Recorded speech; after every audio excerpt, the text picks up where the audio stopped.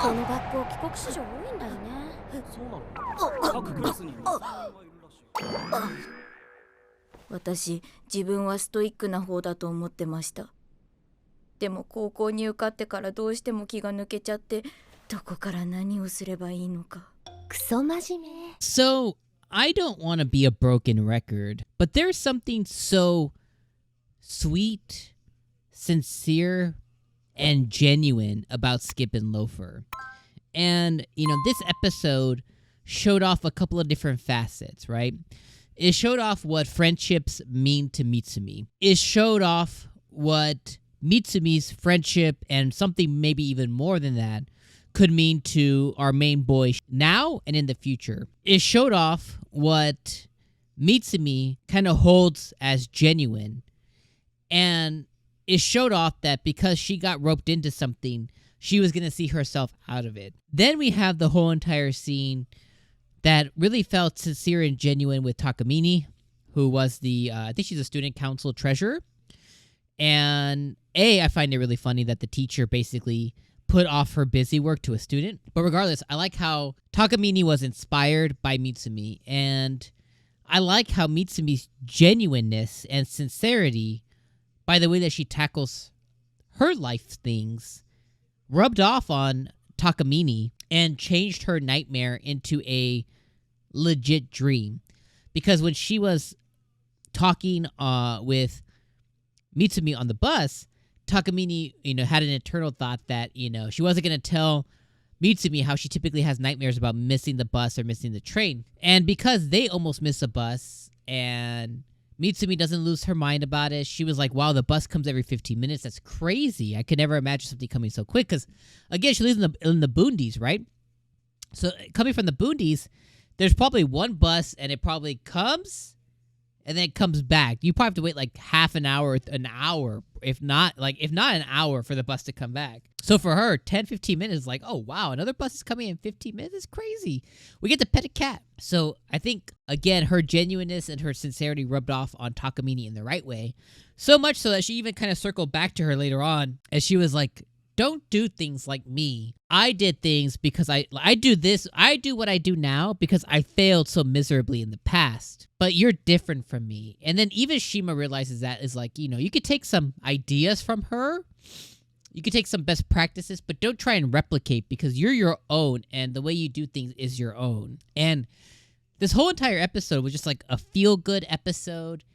And it was genuine and it's just a pleasure to watch. Obviously,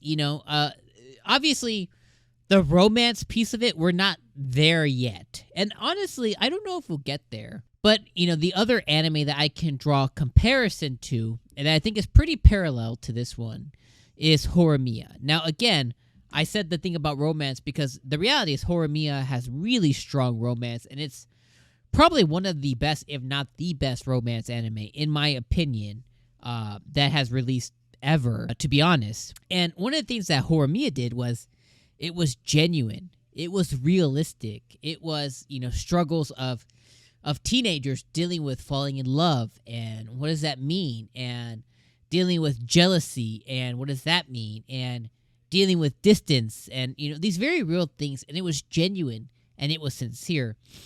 And when I'm watching Skip and Loafer, you have these two characters, Shima and Mitsumi. And Shima shared a really intimate thing with Mitsumi and with us as the viewer. And he shared that, he used to be a child actor, but he didn't do it because he was passionate.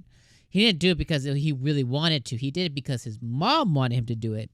And he simply wanted to make his mom happy. And him having success in acting, obviously there's a lot of money to come with that. Parents could be assholes. He was doing it for her, but he realized there was a lot of pressure. He had no passion for it. He didn't want to disappoint his mom anymore, so he just kind of like gave up. And there's a lot of trauma that he unloaded in Mitsumi. And there's a lot of trauma that he unloaded on us, the viewer. But I think Mitsumi's the perfect person to help him navigate through that. Because she doesn't quite get the big city or acting or... she doesn't kind of get that stuff. So she could provide a very logical, real opinion and be really helpful, not just offer her opinion and F off. Like, she could be really helpful to him, navigate some of that trauma and navigate kind of like what he wants to do next by just simply being a genuine person who cares about him and a genuine friend. Again, which may turn into something more later, which I like how she said her they made a promise to eat when he figures it out. I like how she said her pinky felt tingly. I was like, that's so cute. So again, you have these really genuine things that keep happening, and it's just really a pleasure to watch. It's excellent writing. It's beautifully written.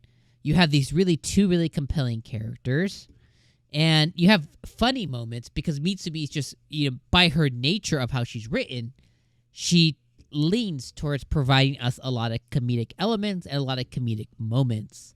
And she then causes other characters around her to also have those comedic moments, like when they were in class and talking about how everybody, was overseas at one point, everybody was studying, and she was like, I was just going around Japan. Like, these really funny and genuine moments. And I just think it's a pleasure to watch, and I'm just having a really good time. And Skippin' Loafer is going to go down probably as like a hidden gem and something that like anybody who gives it their time will be rewarded for that. So I genuinely think that this is just a really, really great anime and really, really deserving of, your time and my time and everything. So let me know what you thought about episode number 4 in the comments. Let me know what you think about the dynamic and the characters and everything that's going on here. If you have nothing to say, drop me an emoji just so I know you're here. Of course, check out the other videos on screen. I'll see you for episode 5.